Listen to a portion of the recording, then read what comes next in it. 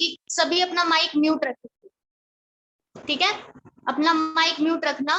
किसी को कोई भी डाउट हो तो कमेंट बॉक्स में लिख देना, मैं कमेंट बॉक्स में से देख लूंगी तुमने जो भी डाउट लिखा होगा, फिर मैं उसको कंटिन्यू करूंगी। क्योंकि अगर तुम बोलोगे, फिर तुमने रिकॉर्डिंग भी देखी होगी, मेरा बोर्ड ऑफ हो जाता है ना? तो बाकी वाले स्टूडेंट्स को ना कुछ समझ नहीं आता, बोर्ड भी नहीं शो होता। तो जिसका जो भी डाउट हो वो कमेंट बॉक्स में लिख देना, चैट बॉक्स में अपने, इसमें हम देखते हैं। फर्स्ट एक्सरसाइज सभी की क्लियर है? सेकंड एक्सरसाइज चले? Yes ma'am. ओके।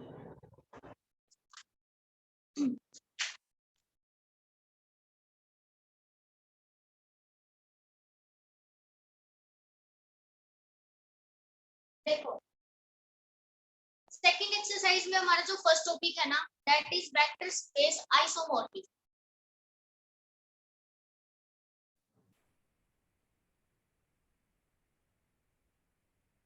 आइसोमॉर्फिज्म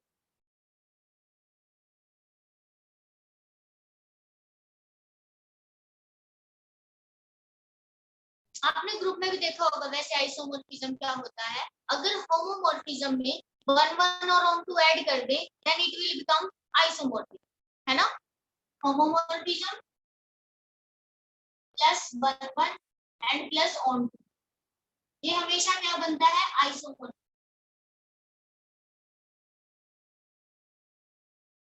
और जैसा कि हमने कल भी पढ़ा था, जब हम लीनियर ट्रांसफॉर्मेशन की डेफिनेशन देख रहे थे, उसने ना लीनियर ट्रांसफॉर्मेशन को एक नाम और दिया है। क्या बोला है? Vector space homomorphism. तो इसका मतलब ये होमोमॉर्फिज्म भी है।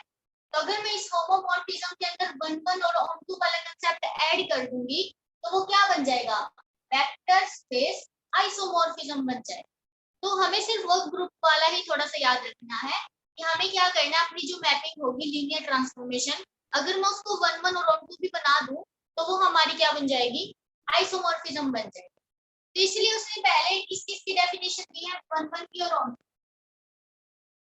पहले वन वन मैपिंग की डेफिनेशन देख लो सभी, फिर ऑन टू की देखेंगे, फिर आइसोमॉर्फिज्म आ जाएगा। तो जैसे कि आपको पता है, अगर कोई भी मैपिंग है टी यू से वी, उसको हम वन वन का बोलेंगे। बिल्कुल बेसिक सी डेफिनेशन होती है अपने पास। अगर हम दो एलिमेंट्स की इमेज इक्वल लेके चलते हैं, और अगर प्री इमेज इक्वल आ जाती है, इफ अगर ये है और हम ये शो कर दें, then we say that the mapping is one one. अगर इमेज इक्वल है, pre image should be equal, है ना? तो हमारी मैपिंग वन वन हो जाती है। और ऑन टू में क्या होता है? अगर हमारे पास मैपिंग यही है टी यू से बी तक, अगर इधर कोई एलिमेंट प्रेजेंट है, तो उसकी हमेशा इनवर्स इमेज हमें मिल जाएगी। अगर कोई भी आपके पास एलिमेंट है बी का, तो एक ऐसा U, there exist a U belongs to U such that T of U करो तो वी आ जाए, है ना? मतलब कि वी की इनवर्स इमेज भी आपको मिल जानी चाहिए ऑलवेज। तो अगर कोई भी आप वी लो, फ्रॉम वी से वी का कोई भी एलिमेंट लो, तो आपके पास एटलीस्ट वन एलिमेंट ऐसा जरूर होना चाहिए यू के अंदर, सच दैट कि आप उसकी इमेज निकालो, यू विल गेट, है ना? जैसे मैपिंग करते ही है, ये अपने पास यू है, ये वी है। इसका अगर आप कोई भी एलिमेंट ले रहे हो, तो यहाँ पर एक एलिमेंट आपको मिल जाए कि अगर मैं इसकी इमेज निकालूं तो ये आ जाए। यही मतलब होता है ना इनवर्स इमेज का। तो यही कहा है यहाँ पर। सभी को one one onto definition clear है? लिखो एक बार चैट बॉक्स में, छोटा सा ही लिख देना, वाई लिख दो बस सभी, जिनको क्लियर है। जिनको क्लियर नहीं है वो नो लिख दो। ओके। तो उसके बाद आइसोमॉर्फिज्म, जैसे कि मैंने अभी बताया, आइसोमॉर्फिज्म में क्या होगा? एक ऐसी वेक्टर स्पेस होमोमॉर्फिज्म, ठीक है? मैं इसलिए होमोमॉर्फिज्म बोल रही हूँ ताकि आप ग्रुप वाले से रिलेट कर पाओ। एक ऐसी वेक्टर स्पेस होमोमॉर्फिज्म जो कि वन वन भी हो, ऑन टू भी हो, तो वो हमारी क्या बन जाएगी? वेक्टर स्पेस आइसोमॉर्फिज्म बन जाएगी। तो अगर मैं वेक्टर स्पेस होमोमॉर्फिज्म की जगह लीनियर ट्रांसफॉर्मेशन बोल दूं, तो भी कोई प्रॉब्लम नहीं है। लीनियर ट्रांसफॉर्मेशन हो प्लस 1 1 हो और प्लस ऑन टू। तो अगर जो लीनियर ट्रांसफॉर्मेशन वाली दो प्रॉपर्टी होल्ड करे, एक ऑन टू वाली और एक 1 1 वाली, जो ये चार प्रॉपर्टी होल्ड करेगा उसको हम क्या बोल देंगे, आइसोमॉर्फिज्म। तो आइसोमॉर्फिज्म बोल दिया जाएगा। ठीक है, ये डेफिनेशन तो सिंपल सी ही है कि उसके पास पहली बात तो लीनियर ट्रांसफॉर्मेशन वाली दोनों प्रॉपर्टी हो, t of u plus v should equal to t of u plus t of v, and second one is t of a into u should equal to a into tu, और फिर दो properties ये वाली, तो उसको हम बोल देंगे वेक्टर स्पेस आइसोमॉर्फिज्म।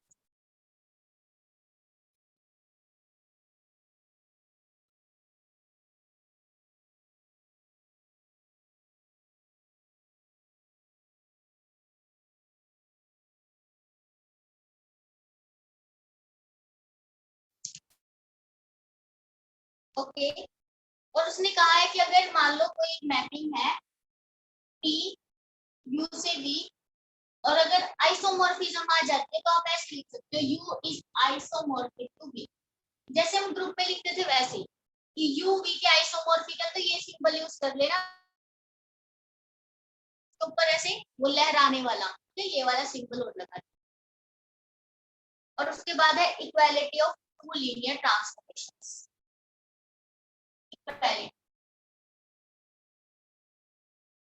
इक्वालिटी का मतलब यही है कि दो ट्रांसफॉर्मेशन इक्वल होनी चाहिए, तो दोनों चीज सेम हो, एक तो डोमेन भी सेम हो तो डोमेन भी सेम। आपके पास एक मैपिंग है T1 U से V, और दूसरी मैपिंग भी है U से V। ठीक है, इस तरह से मैपिंग दिया, और इनको इक्वल कब कहेंगे, जब आप T1 की इमेज निकाल लो या T2 की इमेज निकाल लो, हमेशा इक्वल आए और all U belongs to U. ठीक है, ध्यान रखना है कि अगर आप इसके अंडर इमेज निकालो या इसके अंडर इमेज निकालो, इमेज शुड बी इक्वल। मैं जैसे कि आपको एग्जांपल से बता देती हूँ। देखो, मान लो मैंने एक लिया, यहाँ पे 8 से 8 ले लेते हैं सारे।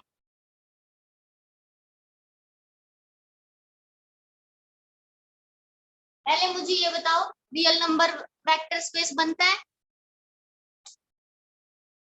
वेक्टर स्पेस की सारी प्रॉपर्टी होती है रियल नंबर्स के पास?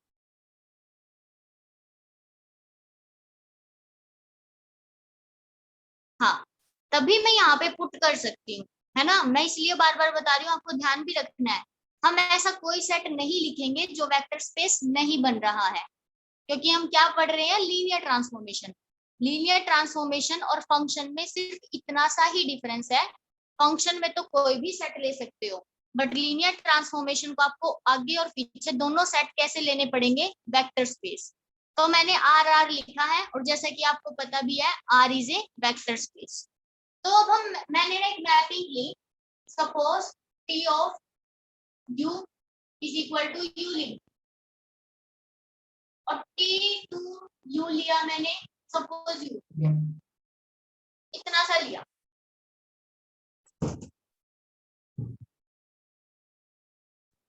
या फिर ये तो नहीं बनेगी। एग्जाम्पल अभी मेरे ध्यान में नहीं आ रहा है, वैसे मैं ये सोच रही थी ये ना वेक्टर स्पेस नहीं बनेगा, लेकिन इसके लिए वेरीफाई कर जाएगा।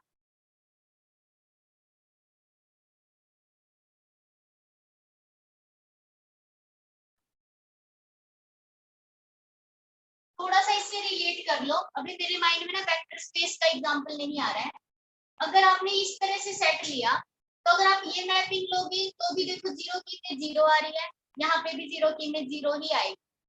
और आप वन रखोगे तो वन की इमेज वन आएगी, और यहाँ पे भी वन की इमेज वन ही आएगी, क्योंकि वन का स्क्वायर करोगे वन ही मिलेगा। बट ये एग्जांपल आप यहाँ पे अप्लाई नहीं कर सकते, because these are not vector spaces, है ना।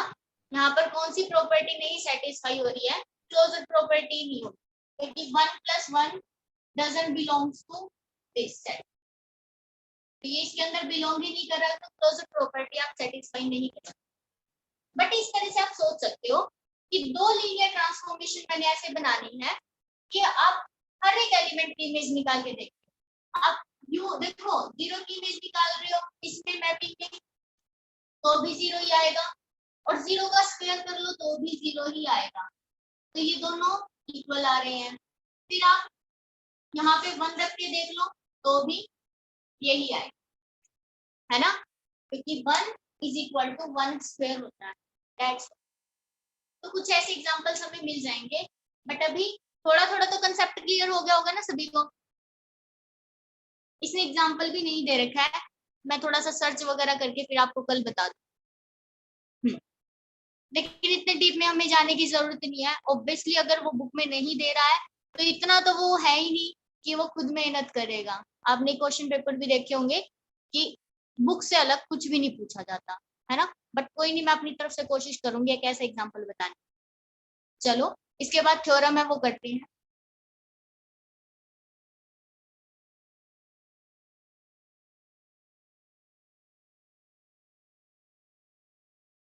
थ्योरम को बड़े ध्यान से देखना।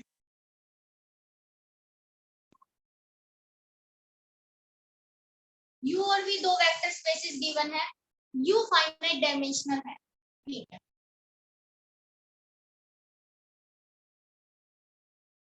यू क्या है, फाइनाइट डायमेंशनल, मतलब कि इस ये क्या होगा, फाइनाइट नंबर ऑफ एलिमेंट से जनरेट हो जाएगा। तो इसमें खुद ही दे रखा है कि बेसिस ये है, इस यू की बेसिस क्या दे रखी है, u1 u2 un, ये बेसिस गिवन है u, ठीक है, बेसिस है। देन उसने क्या कहा, v1 v2 vn any vectors in v, ये नहीं कहा कि इसकी बेसिस है ये, ऐसा कुछ नहीं है। कोई भी n वेक्टर्स ले लो इसके भी। हमने क्या लिया, v1 v2 vn any vectors of v, ठीक है। कभी भी माइंड में ये मत आने देना कि ये बेसिस है, क्योंकि उसने स्टेटमेंट में खास कर लिखा है these are any N vectors. हमें तो ये भी नहीं पता वी इनफाइनाइट डायमेंशनल है, ठीक है। आपको इतना भी नहीं पता कि वो फाइनाइट नंबर से जनरेट हो रहा है या इनफाइनाइट नंबर से जनरेट हो रहा है। तो how can you say that this is basis, ये चीज ध्यान रखना है। आगे क्या कहा है, then there is one and only one transformation, हमें दिखानी है सिर्फ एक ट्रांसफॉर्मेशन मिलेगी आपको u से v तक, कैसी, such that dt of ui is equal to vii और i फ्रॉम 1 to n। हमें तो देखो क्या शो करना है, पहली बात तो हम ये शो करेंगे कि हमें एक मैपिंग ऐसी मिल जाएगी सच दैट कि मैं u1 की इमेज निकाल लूं तो मुझे v1 मिले, u2 की इमेज निकाल लूं तो मुझे v2 मिले, एंड un की इमेज निकाल लूं तो vn मिले। हमें ये दिखाना है कि एक मैपिंग ऐसी मिल जाए कि u1 की इमेज किसकी बेसिस की इमेज v1, यहाँ पे u2 की इमेज v2, un की इमेज vn। एक तो ये शो करना है और दूसरी बात ये शो करनी है सिर्फ एक ही ट्रांसफॉर्मेशन ऐसे मिलेगी, एक से अलग हो ऐसा नहीं है कि एक से ज्यादा भी आपको ट्रांसफॉर्मेशन ऐसे मिल जाए कि इन एलिमेंट्स की इमेज ये ही आई। We have to show this. पहली बात तो एक ट्रांसफॉर्मेशन दिखा देंगे, दूसरी बात ये दिखाएंगे कि एक ही है, एक से अलग नहीं है। तो यूनिकनेस के लिए आपको पता है ना कि दो मान के चलते हैं, दोनों को इक्वल दिखा देते हैं तो यूनिक हो जाता है। स्टेटमेंट क्लियर है सभी को कि हमें थ्योरम में क्या प्रूव करना है, u की बेसिस है, v के सिर्फ एलिमेंट्स हैं अपने पास और कुछ भी नहीं है। मैं एक बार देख लेती हूँ चैट बॉक्स में।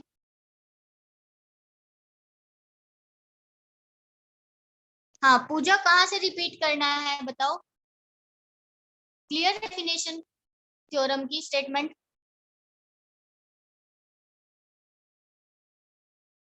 ओके देखो दोबारा से हम स्टेटमेंट को ध्यान से देखते हैं। स्टेटमेंट है क्या, हमें प्रूव क्या करना है। देखो हमारे पास है ना दो वेक्टर स्पेस दे रखे, एक u है और एक v, ये दे रखे हैं, एक u देगा एक v,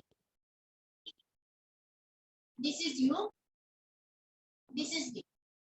इसने कहा है कि u आपका ना फाइनाइट डायमेंशनल है, मतलब कि इसकी जो आप डायमेंशन निकालोगे वो फाइनाइट नंबर आए, इसकी बेसिस के अंदर फाइनाइट नंबर ऑफ एलिमेंट्स हैं, इतना दे रखा है अपने को। तो मैंने इसकी बेसिस उसने क्वेश्चन में खुद ही दे रखी है। इसकी बेसिस ये है जिसमें U1 U2 से लेकर UN तक के elements, this is basis of U। इतना भी बी के बारे में हमें कोई जानकारी नहीं है, बी हमें ये भी नहीं पता फाइनाइट डायमेंशनल है या इनफाइनाइट डायमेंशनल है, ये भी नहीं पता। तो इतना भी नहीं कह सकते कि ये इसकी बेसिस बनेगी V1 V2 suppose Vn, guarantee तो नहीं है ना कि फाइनाइट नंबर ऑफ एलिमेंट्स इसको जनरेट कर जाएं।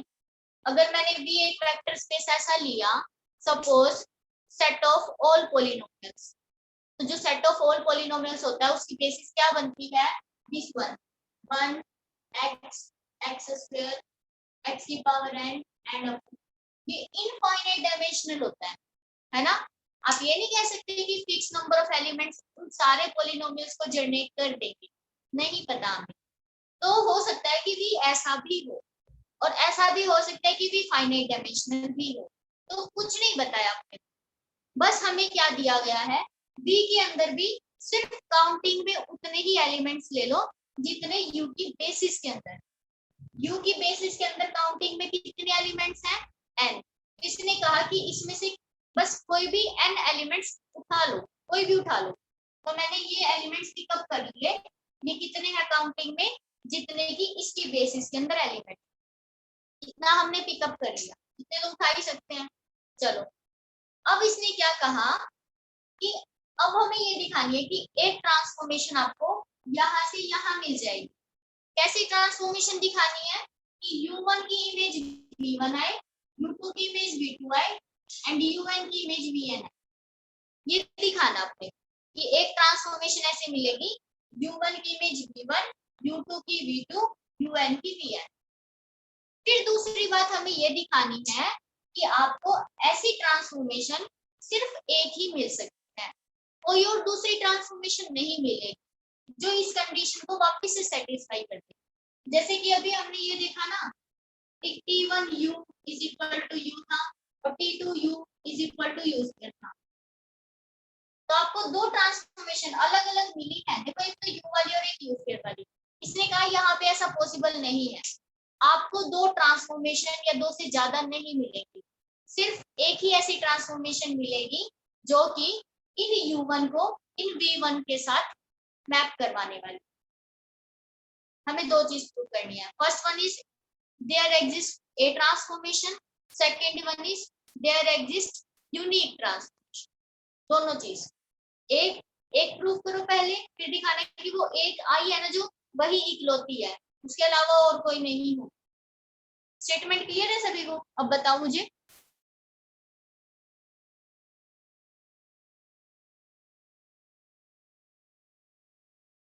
ओके सभी को क्लियर है ना? चैट बॉक्स में लिख दो एक बार फटाफट से, फिर हम प्रूफ स्टार्ट करते हैं इसका। हाँ सभी रिप्लाई करो। हम्म चलो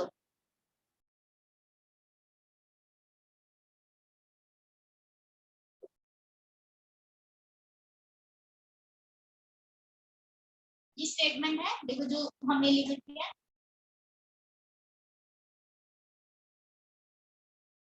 अब मैंने ना एक मैपिंग मानी, ऐसी मैपिंग मानो P ऑफ U जो होगा, देखो मैपिंग क्या होगी, इसके एलिमेंट से इसके एलिमेंट पे मैप करवाएगी, है ना। कोई भी एक एलिमेंट इसका लोगे और इसमें आंसर मिलना चाहिए। तो मैंने ना इस तरह से लेना है, देखो कैसे लेंगे। कोई भी एलिमेंट अगर आप इसका लोगे, कोई भी एलिमेंट लिया मैंने U का, तो ऑब्वियसली U की तो बेसिस गिवन है ना आपके पास। तो अगर U की बेसिस हमारे पास ये है और अगर मैं कोई भी एलिमेंट U का पिकअप कर रही हूँ, तो इसका मतलब ये एलिमेंट इन सारे एलिमेंट्स के लीनियर कॉम्बिनेशन में लिखा जाएगा, because this is the basis for U। तो कोई भी एलिमेंट आप U का पिकअप कर लो, आप उनको इनके लीनियर कॉम्बिनेशन में लिख सकते हो। तो हमें कुछ स्केलर्स ऐसे मिल जाएंगे such that U is equal to A1 U1, A2 U2, AN U1। Scalars मिल जाएंगे because these are the basis. और u अपना u का है, तो इस तरह से मिलेगा। अब मैंने मैपिंग पता कैसे करवाई है, ऐसे देखो, p of u is equal to a1 b1 a2 b2 an। Difference क्या है इसमें, u की वैल्यू ये पुट करो, देखो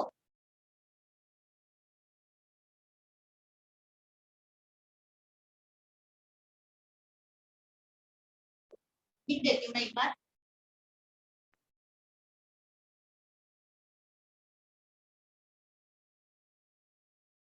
अब आपको एक चीज पता है डेफिनेटली कि अगर आप एलिमेंट्स चेंज करोगे तो आपके कोऑर्डिनेट्स चेंज हो जाएंगे, है ना। जैसे आपने यहाँ पे u की जगह कोई दूसरा एलिमेंट लिया तो ये स्केलर्स चेंज हो जाते हैं आपके। तो इसका मतलब मैंने ये मैपिंग कैसे बनाई है कि ये जो स्केलर्स यहाँ पर आएंगे ना, वही v के साथ मल्टीप्लाई हो जाने। जैसे कि मान लो आपके पास कोई एक एलिमेंट है कुछ इस तरह से 1 into u1 minus 1 into u2 plus 3 into u3 plus suppose कुछ भी आया, सब मैं यहाँ पे लिख देती हूँ 10 इस तरह से आपको कुछ स्केलर्स मिले, तो मैं इनको किस पे मैप करवाऊंगी, मैं इसको इस पे मैप करवा दूंगी 1 into v1 minus v2 plus 3 into v3 plus 10 into vn, ऐसे मैप करवा रही हूँ। समझ रहे हो ना, देखो ये u है कैपिटल U और ये v है। इतना तो आपको भी पता है कि v1 v2 v3 vn भले ही बेसिस ना हो, बट इनका जो लीनियर कॉम्बिनेशन होगा वो v के अंदर ही जाएगा ना, because v is a vector space. Vector space है तो उसके अंदर स्केलर मल्टीप्लिकेशन भी है, क्लोजर प्रॉपर्टी भी है। तो v के कितने भी एलिमेंट्स को आप ऐड कर लो, किसी भी नंबर से मल्टीप्लाई कर लो, v से तो बाहर नहीं जाएगा। यस और नो, है ना। ये जो मैंने राइट साइड में एलिमेंट लिखा है ना 1 into v1 minus into v2 plus 3 into v3, ये v1 v2 v3 ये सारे एलिमेंट्स तो अपने v के ही है। तो अगर मैं इनको ऐड भी करूंगी तो आएंगे तो v के अंदर ही ना, because v is also vector space and u is also a vector space. तो मैंने इस तरह से मैपिंग अपनी डिफाइन की है कि आपके जो ये कॉन्स्टेंट्स हैं ये प्रिजर्व रह जाएंगे ना, ये नहीं चेंज होगी, बस u की जगह v आ जाएगा। इतना कर दिया मैंने, एक मैपिंग बना के दिखाई। अभी मुझे ये शो करना है कि ये लीनियर ट्रांसफॉर्मेशन बनेगी, क्योंकि मुझे अभी पक्का नहीं पता है कि ये लीनियर ट्रांसफॉर्मेशन है या नहीं है। ठीक है, अभी प्रूव करेंगे इसको, बट मैंने एक बार बना के देख लिए कि चलो इस तरह से एक मैपिंग बनाते हैं। ये सिर्फ एक फंक्शन है, इसको लीनियर ट्रांसफॉर्मेशन बनाने के लिए हमें वो दो प्रॉपर्टीज होल्ड करवा के दिखानी पड़ेगी, वो करवाएंगे अभी। बट मैपिंग क्लियर है ना सभी को कि जो कांस्टेंट लेफ्ट हैंड साइड में होंगे ना u के, वही कांस्टेंट मुझे राइट हैंड साइड में ले लेने हैं v के। बस इस तरह से मैपिंग डिफाइन की गई। रिप्लाई एवरीवन, क्लियर है सभी को मैपिंग कैसे बनाई है। अब मैं इसको एलटी दिखाने वाली हूँ। चलो एलटी दिखाते हैं। अब एलटी के लिए क्या करोगे, दो एलिमेंट्स ले लो, आपने u के दो एलिमेंट्स लेने हैं, एक तो u लिया और एक v लिया, बिलोंग्स टू w ले लो, है ना, u और w ले लेते हैं u के। तो ऑब्वियसली जो u है वो भी इनके लीनियर कॉम्बिनेशन में लिखा जाएगा और जो w है वो भी इनके लीनियर कॉम्बिनेशन में लिखा जाएगा। तो मैं w को लिख लेती हूँ, u तो मैंने पहले लिख के दिखा दिया, w कुछ इस तरह से मिल जाएगा v1 u1 v2 u2, क्योंकि स्केलर ही चेंज होंगे ना, बेसिस तो एलिमेंट सेम ही है v एंड un। और इसकी मैपिंग किस तरह से आएगी, v1 v1 v2 v2 plus vn। अब मुझे क्या दिखाना है कि पहले इन दोनों को ऐड करो फिर आंसर देखेंगे, और इन दोनों को ऐड करके फिर आंसर निकालो, आंसर शुड बी सेम। पहले तो इन दोनों को ऐड करो, t of u plus t of w क्या आएगा, इन दोनों को ऐड कर देते हैं, a1 plus b1 b, a2 plus b2 b, 1 2 an B N ये आ गया। अब हम क्या करेंगे, पहले तो u प्लस v निकाल लेंगे, u प्लस w, फिर इसकी मैपिंग करेंगे। तो u प्लस w करो, ये अंदर वाला u है और ये w है, तो हम इन दोनों को ऐड कर लेते हैं। इन दोनों को जैसे आप ऐड करोगे, a1 प्लस b1 u1, फिर a2 plus b2 u2 plus an un, sorry bn un। अब मैपिंग निकालो p of u plus w। देखो मैपिंग कैसे है, कांस्टेंट सेम आएंगे, u1 की जगह v1 आएगा, u2 की जगह v2 आएगा और un की जगह vn आएगा। तो इसकी मैपिंग क्या बनेगी, a1 plus b1 v1, a2 plus b2 v2 and an plus bn vn। Now check ये और ये सेम है या नहीं है, चेक एवरीवन।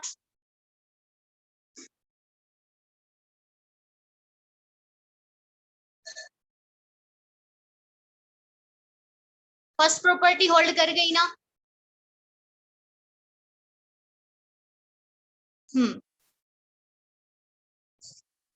चलो सेकंड प्रॉपर्टी और होल्ड करवाते हैं फटाफट से, फिर अपना आगे थोड़ा काम स्टार्ट। बुक में ना सीधा ही कर रखा है, थोड़ा सा हम डीप में जा रहे हैं, इसको अच्छे से ओपन करके देखो। अब हम क्या करेंगे, इसकी ये u है ना अपना पूरा, दिस इज u, तो हमें ये दिखाना है कि t ऑफ au किसके इक्वल आएगा, a into t of a। t of au और निकाल लेते हैं, t ऑफ au कितना आएगा, t इस पूरे की a के साथ मल्टीप्लाई करनी है, तो a a1 u1, a a2 u2, a an। अब इसकी मैपिंग निकालो, ये भी कांस्टेंट है, ये भी कांस्टेंट है, ये भी कांस्टेंट।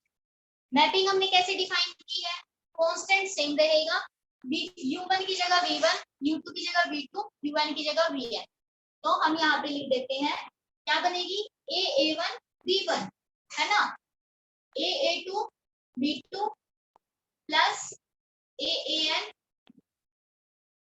अब इस पूरे में से a को बाहर निकालो, ऐसे लिख सकते हो इसको, a1 b1 a2 b2 an b।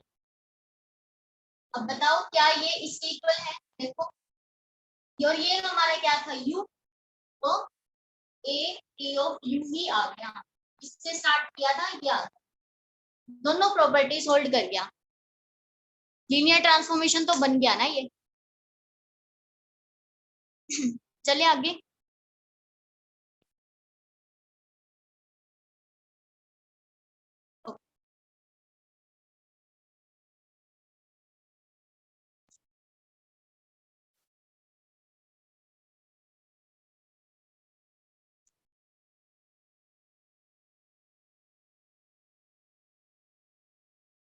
अब हमें दिखाना क्या है, एक तो मुझे ये भी दिखाना है कि ui की इमेज vi आए, मतलब कि u1 की v1 आए, u2 की v2 आए, un की vn आनी चाहिए। अब देखो मान लो मुझे u1 की इमेज निकालनी, इस u1 को इसकी फॉर्म में कैसे लिखोगे आप, ऐसे लिखोगे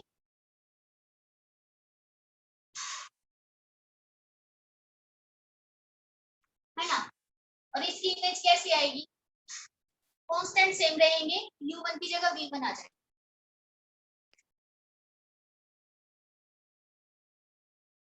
ये बन गया। अब इसको बताओ, यही तो बना है ना, तो t ऑफ u1 किसके इक्वल आया, v1 की। अब t ऑफ u2 बताओ, अब की बार ये 0 हो जाएगा, यहाँ पे 1 आ जाएगा, तो यहाँ पे भी ऐसे ही होगा, ये 0 हो जाएगा, यहाँ पे 1 आ जाएगा, फिर यहाँ पर v2 आ गया। देखो u2 की इमेज v2 आ रही है। इसी तरह से un की इमेज, un कैसे लिखोगे आप, यहाँ पर 1, बाकी सारे 0, तो यहाँ पे भी 1 हो जाएगा, यहाँ पर 0, सिमिलरली यहाँ पे है ना। तो ये वाली प्रॉपर्टी तो होल्ड करवा दी ना, जो हमने ट्रांसफॉर्मेशन मानी है वो इस वाली कंडीशन को सेटिस्फाई करवा रही है। तो मुझे एक ट्रांसफॉर्मेशन ऐसी मिल गई, पहले तो मैंने ट्रांसफॉर्मेशन ही प्रूव किया उसको, पहले तो वो लीनियर ट्रांसफॉर्मेशन है। दूसरी बात, उसने इस कंडीशन को भी सेटिस्फाई करवा दिया। फर्स्ट पार्ट हो गया अपना कंप्लीट। देख लेते हैं एक बार चैट बॉक्स में क्या लिख रहे हो तुम। ओके, बताओ फिर अभी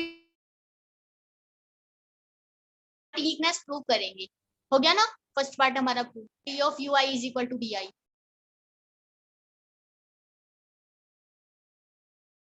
हाँ,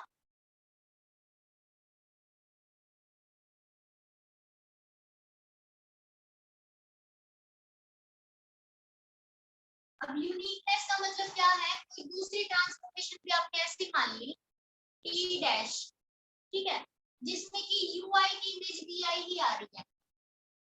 हमें क्या दिखाना है कि T is equal to T dash होगा। हमें ये नहीं पता टी डैश में रूल क्या है। टी का तो रूल मैंने आपको बता दिया, क्या रूल है कि कांस्टेंट सेम रखने हैं और वेक्टर चेंज कर देना, u1 की जगह v1, u2 की जगह v, ये रूल है अपना टी का। टी डैश का रूल नहीं पता, ठीक है, बस टी डैश ये वाली कंडीशन जरूर सेटिस्फाई कर रहा है। अब हमें यही दिखाना है कि टी और टी डैश इक्वल है। तो चलो अब देखो, टी डैश यू निकालो। इक्वल का मतलब क्या है, अभी मैंने इक्वालिटी ऑफ ट्रांसफॉर्मेशन बताई। इक्वल का मतलब ये होता है कि टी ऑफ यू निकाल लो या टी डैश यू निकाल लो, हमेशा सेम आना चाहिए। हमें ये दिखाना पड़ेगा कि T dash U T of you के इक्वल ही आएगा। चलो दिखाओ। अब कोई भी आपने यू लिया इस यू का, तो ऑब्वियसली वो इनके लीनियर कॉम्बिनेशन में लिखा जाएगा। तो चलो मैं इसको लिख लेती हूँ T dash a1 u1 a2 u2 an u, ऐसे लिखा है। अब ये ना लीनियर ट्रांसफॉर्मेशन है और ये इस कंडीशन को भी सेटिस्फाई कर रहा है। तो लीनियर ट्रांसफॉर्मेशन की प्रॉपर्टी क्या होती है कि स्केलर्स बाहर आ जाएंगे, है ना, ये बनेगा। पहले तो एक काम करो, देखो लीनियर ट्रांसफॉर्मेशन में सबसे पहले तो अगर अंदर एडिशन में है तो आप अलग अलग कर सकते हो, ये वाली प्रॉपर्टी यूज कर लो।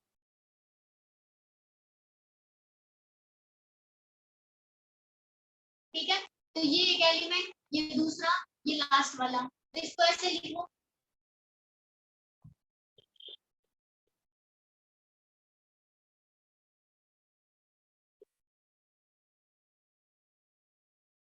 अब इसमें सेकंड वाली प्रॉपर्टी लगाओ, जो स्केलर होता है वो बाहर आ जाता है। अब देखो स्केलर क्या है, a1 a2 an, तो मैं इनको बाहर निकाले।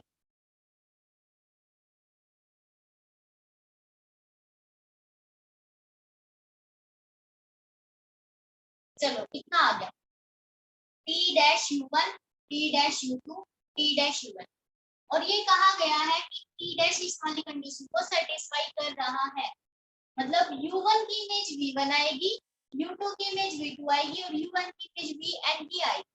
तो बताओ t डैश u1 की इमेज क्या आने वाली, चैट बॉक्स में लिखो सभी। अगर वो ऊपर वाली कंडीशन को सेटिस्फाई कर रहा है तो t डैश u1 क्या आएगा, वेरी गुड, v1, है ना। तो a1 यहाँ पे आ जाएगा v1, क्योंकि ये वाली कंडीशन भी सेटिस्फाई कर रहा है अपना डैश वाला। फिर a2 v2 और फिर an vn, और ये जो आंसर है ध्यान से देखो ये किसका है, इसका, इसका तो हमें पैटर्न पता है ना। तो जो a1 v1 a2 v2 an vn है वो है क्या, तो यही तो था t ऑफ u। हमें यही दिखाना था, t डैश u लेके चले थे, t ऑफ u आ गया। तो इसका मतलब t और t डैश इक्वल ही है, अलग अलग नहीं हो सकते। हमने यूनिक और प्रूफ कर, क्लियर सभी को, यही प्रूफ करना था आपने। बताओ।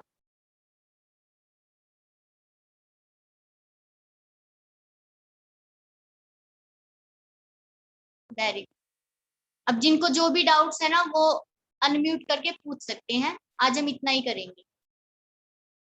क्वेश्चंस देख लो, इसके एक आधे क्वेश्चंस है ना अगर कोई नोट के, तो वो मैं बता देती हूँ। रुको एक मिनट। चलो क्वेश्चन करते हैं, क्योंकि अभी अपने पास इतना टाइम तो नहीं है कि हम थ्योरम प्रूव कर सकें।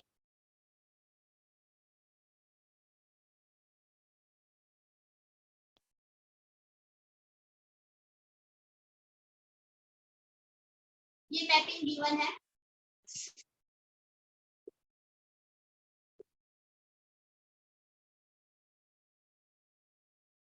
1 1 दिखानी है। चलो 1 1 दिखाओ। 1 1 के लिए क्या करोगे, दो इमेजेस लेके चलना इक्वल, और प्री इमेज इक्वल दिखानी पड़ेगी आपको। एलटी तो दिखा दोगे ना, फर्स्ट एक्सरसाइज में दिखाया है हमने इसको, है ना, एलटी तो हो जाएगी। 1 1 के लिए क्या करोगे, ऐसे करना।